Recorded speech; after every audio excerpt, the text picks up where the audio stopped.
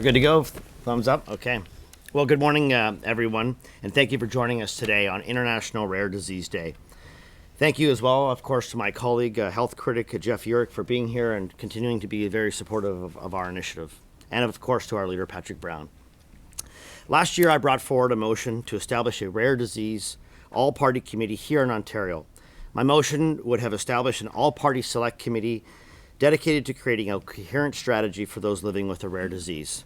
At that time, the Liberal government opposed the all-party transparent process in favor of establishing a rare disease working group. The minister said at the time that his working group would now begin taking concrete action steps.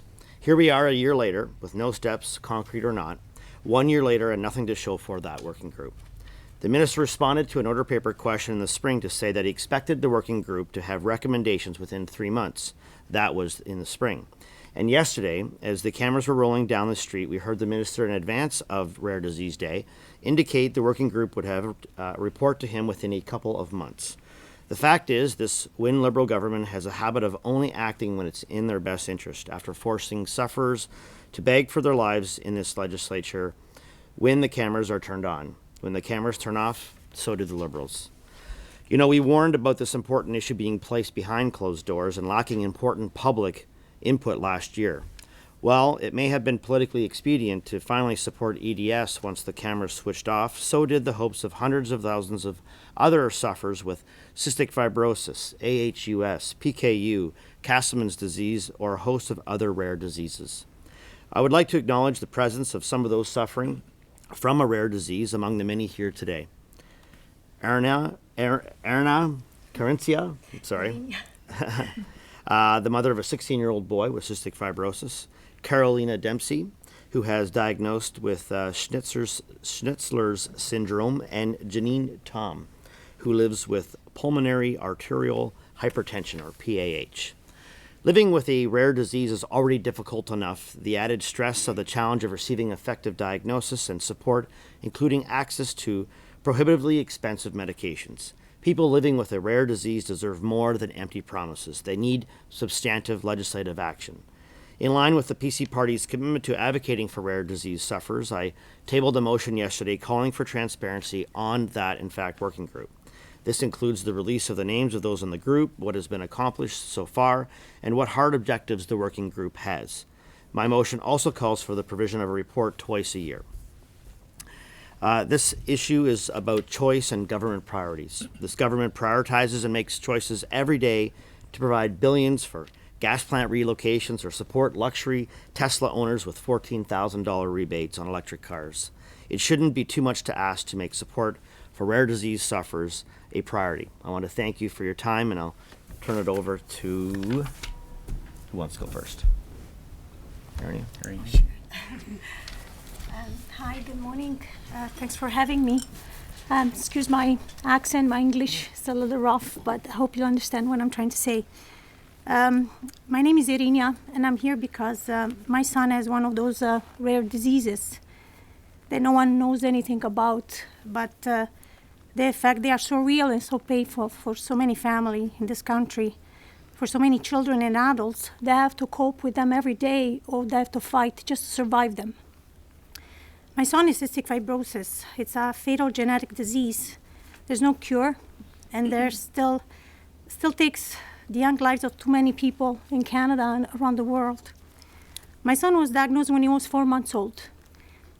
When the doctors tried to explain to us what cystic fibrosis was, they told us also that it was fatal, there was no cure, and came with a life expectancy. At the time, 16 years ago, they told us about 38, 40 years old. So I didn't hear anything. I didn't hear the medical explanations. I just heard fatal, no cure, life expectancy. I knew that my son was destined to fight every day. They told me that, every day. We'll have to fight with him to help him. He will have to fight during vacation time. There was no sleepovers for him at his friend's house. Every single day, no breaks, no pauses. And just fighting against the current, not to win, not to cure the disease, but just to survive it, just to keep this monster at bay so it wouldn't take over. It wouldn't cut his life even shorter. So we've been fighting now for 16 years. He's a teenager now. the last thing on his mind should be the fight for your life commitment. He doesn't want to fight. He's very tired. He tells me sometimes, I don't want to do this anymore. It's painful to watch. But I keep my desperation back and try to keep it focused. And the focus is, we'll find a cure. We'll find some better treatment. They'll find something that will help you and you won't have to do this anymore. Cystic fibrosis is one of those diseases that eats at your life every day. It deteriorates your lungs, your liver, your digestive system, and it's slow and progresses no matter what you do. You just keep swimming against this current every day. And there's more time. As time goes by, more time has to be dedicated to this fight. And you keep going. You push your children. You push your family. You go through the hard time, the good times. When the lung function goes up or goes down, it's a struggle every time. Our children with CF and other children with rare diseases have been fighting for so long and praying that something good would happen. So this new drug came out for cystic fibrosis. It's called Orkambi. It's very expensive. It's $300,000. It was offered to my son last time we went to Sick Children Hospital. We put it through the insurance. The insurance would have paid for it if this board that approves medications, an independent board, not doctors, not scientists, not researchers, a bunch of bureaucrats that decided that this was not worth it. It's too expensive. It's not worth it. So they put a price on my child's life, on CF patients' lives. It's not worth it. The problem is that the drug would have been covered. The insurance would have paid for the drug, and a copay program from the company that makes the drug would have covered the rest of the costs if this board would have approved it. These are people that have no qualification whatsoever to decide if this drug should be used or not, but they did. They took it upon themselves to say it's not worth it. I wrote letters to about everybody. The first one was the Minister of Health. I never got a response. Then I wrote to the Premier. She was very nice. Last week she responded, or her office, whoever does our letters, I don't know. She said, we're very nice for your trouble, but we can't help you. It's not my, I don't remember how she put it, but basically there's nothing I can do for you. So you can, I'll forward your letter to the Ministry of Health, which was the first letter I sent. Still haven't heard from them. So you can understand that I'm tired, I'm frustrated, and I'm seriously angry. I'm very angry. Because I can't accept that this glimpse of hope has been taken away from these unelected bureaucrats. These are people that are supposed to look out for us, for the weakest in our society, for the most vulnerable. And they betrayed us. If there's nothing to gain, they literally turn their heads. They don't want to know. How many sons and daughters and fathers and mothers have to die now before they hear us, before they hear our pain, our suffering, our voices? Just because our children suffer from rare diseases, it doesn't mean the right to better treatment can be denied or completely ignored. This premier was given the chance for me, a person made her aware of what's going on. You always think maybe they're too busy to know all the things that are going on around them. Obviously, they know what's going on. So was given the chance to use her office to do the right thing and take matters in her own hands if she wanted to. She could have done something, look into it. But she passed the ball to somebody else, avoiding her responsibilities, because the gain from a little community of rare diseases, I guess it's not worth it. Not enough votes. Sorry. It's the way it is. But we parents, they fight every day the hardest battle that anyone can imagine. Because we fight to keep our children alive. We fight to give them a normal life and all the possibilities that all children should have, independently, what their situation is. We are strong. We are a strong community. We are loud. We have courage. Every day We gain more and more courage from our children. They give it to us. And we can't give up. If we lose, our children will lose. And we cannot allow that. It's not an option for us. So I just tell you to keep strong and keep fighting. And thank you for listening. Thank you.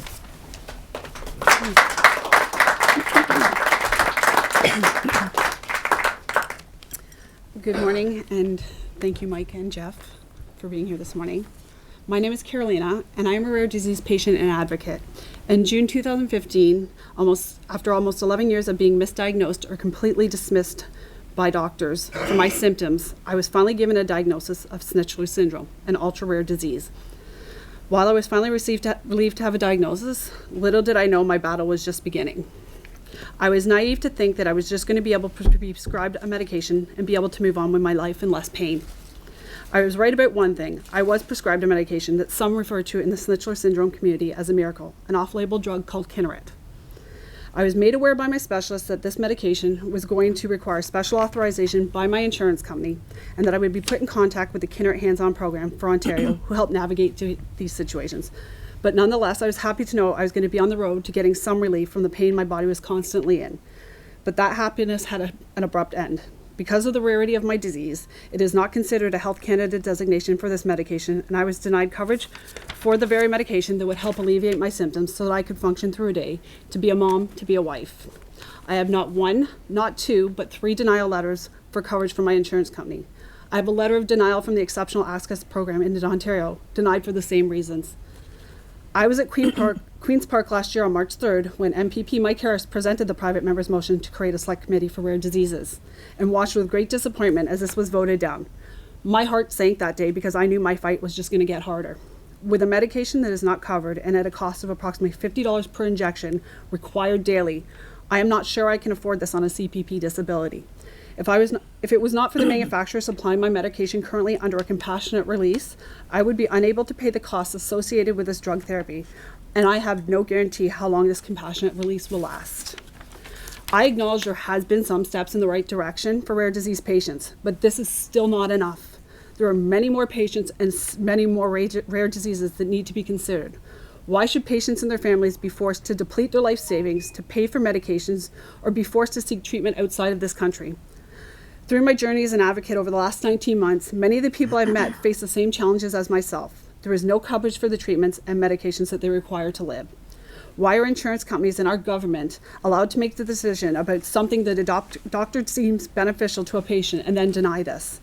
In some cases, it can save that person's life, and others, it allows them some normalcy of life. So much more needs to be done, and I thank you, Mike, for standing beside us in this fight.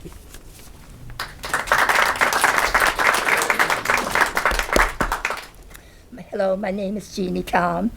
I have scleroderma, which is a chronic autoimmune disease, and with the complications of the scleroderma, which means scleroderma itself is hard skin, and it causes pulmonary fibrosis, which is scar tissue in the lungs, as well as pulmonary hypertension, which is high blood pressure in the arteries of the lungs. So with the high blood pressure in the lungs, eventually the right heart will fail, and that will lead to mortality. So right now, dealing with all 3 aspects, the pH, the PF, and the scleroderma, has really impacted my life.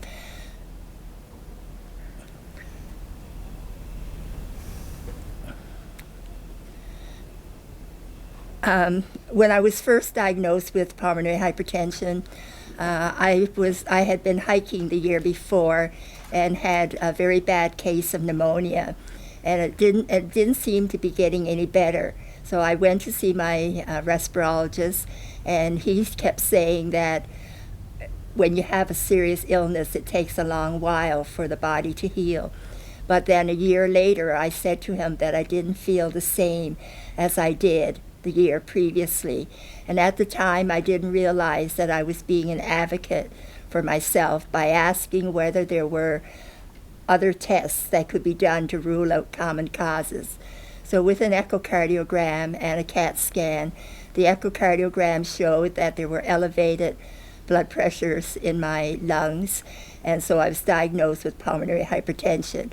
At first, I thought that was, well, I knew it wasn't the best, but I thought that it was good to know that finally there was an answer for why I was feeling short of breath with minimal exertion. I had blue-tinged lips and hands and fingers. I had lots of chest tightness and swelling in my legs, which is edema, and just feeling fatigued all the time. So the pulmonary hypertension does have all these symptoms, and because these symptoms are not common, they're not specifically to any one disease, it takes the doctors 2.5 years or more to diagnose the actual disease. Now, with the disease, there are 3 recently approved drugs by Health Canada, approved for patients with pulmonary hypertension or pulmonary arterial hypertension. However, although Health Canada has approved them, a subdivision in the government called the Pan-Canadian Alliance for negotiations of the cost of drugs, they have made a statement that these 3 drugs named Opsumit, Adempas, and Uptravi, these are not approved for public funding. So patients who require those drugs can only get it through private insurance if their private insurance covers it. And we as pulmonary hypertension patients feel very strongly that the decision should not be made by the government officials saying whether or not these drugs should be approved or should be paid for. We feel that the doctors should be able to use their judgment and their expertise to help treat us with our rare diseases.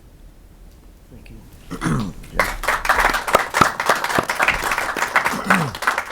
Thanks very much. I just want to take the opportunity to thank each and every one of you for coming forth and sharing your stories, and also to thank MPP Mike Harris for the work and dedication and the champion he's proved to be with people with rare diseases and in treatment. So thank you very much for what you've done, Mike. Listen, this government has created a over-managed ration healthcare system, and too many patients are being left behind. They've become tired, and over the years continue to make announcements with little follow-up or action. And unfortunately, time and again, patients have to return to this legislature to tell their story in order to get this government to act on their previous announcements. We need Ontario a system that is accountable to patients, that achieves results for patients, and truly is a patient-focused system. We don't have that today. MPP Harris's motion leads us in the right direction today with improving accountability and transparency to the Working Group on Rare Diseases, and I'm hopeful the government takes action on this motion and works with the people of Ontario to ensure that we do make some progress in rare diseases. So thank you again, Mike. Thank you.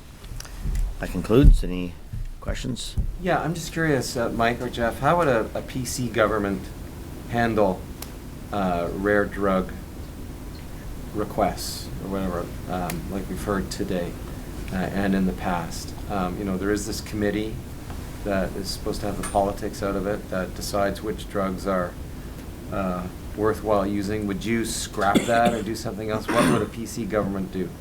Well, look, we'd have to take a look at the system, but my understanding it's become quite a bureaucratic process, which taken months and months for actually these medications to work through the system. We'd naturally have to look at streamlining the process to get them to market quicker or to get to the answer faster. But we've seen this government continually grow the management in the system as opposed to funding and making a priority patient care. And a PC government would definitely build the healthcare system around the patient and ensuring that we have access to the healthcare system as a priority and working towards that solution. Okay, let's take this CF drug, which I can't pronounce. I can't quite remember. It started with O? Or Cambi. Or Cambi? Yeah. Okay, I'm just gonna. Kambi. Okay. So I don't know how long Orkambi has been out.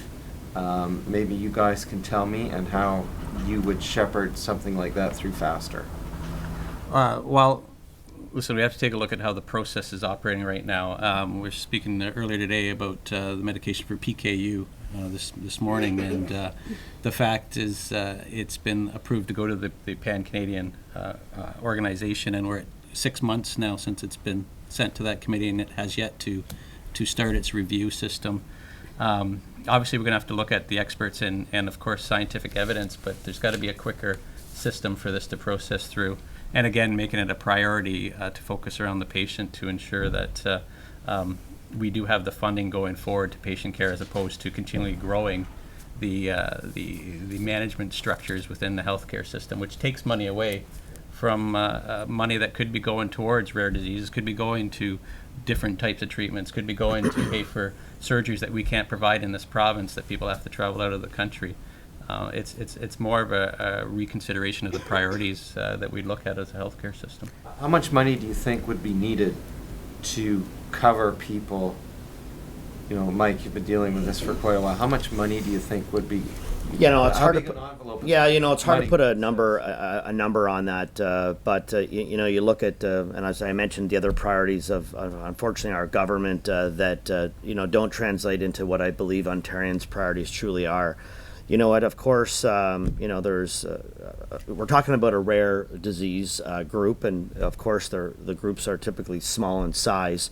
The treatments can get costly, of course, but you know, they often feel how they're completely outside of our system. You know, I had a lady during our consultations tell me that she wished her husband had been diagnosed with a cancer instead of this rare disease. At least he would have been inside the system in Ontario to help treat his illness, but they don't, and they have to foot the bill on them by themselves.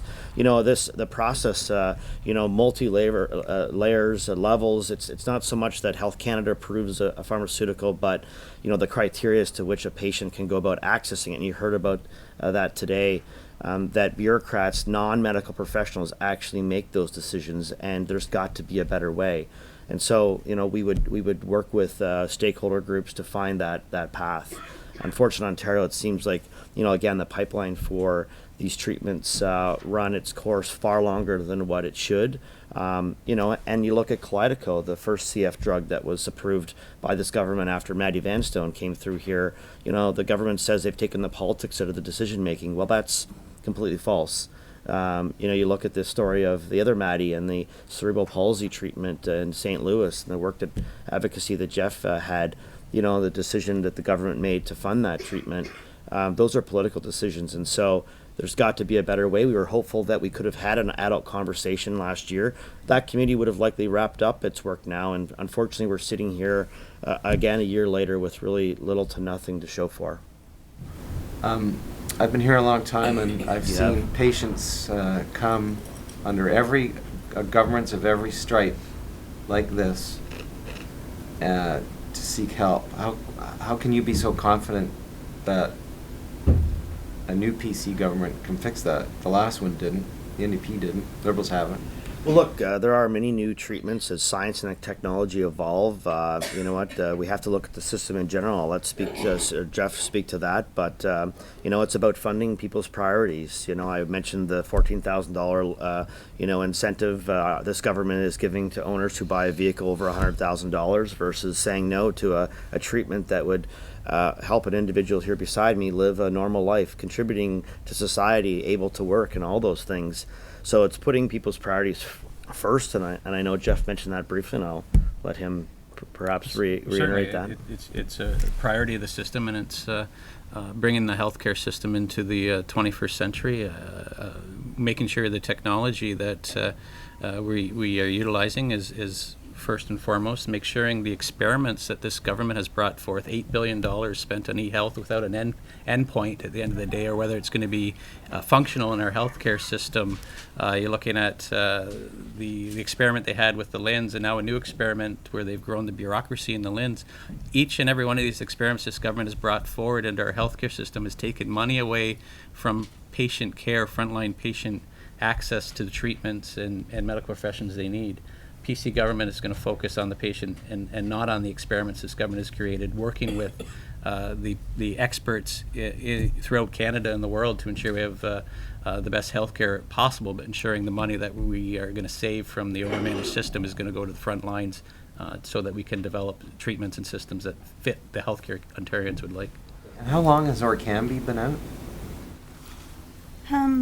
It's been in the States, came out a few years ago, but in Canada there was it takes longer in Canada to be approved. Sorry, it was the question for me. I just jumped in. Go ahead. No, you answer. Yeah. About it. Yeah. But it was approved finally last year, and it was offered at the last visit as the kids to my son. But they went through the process.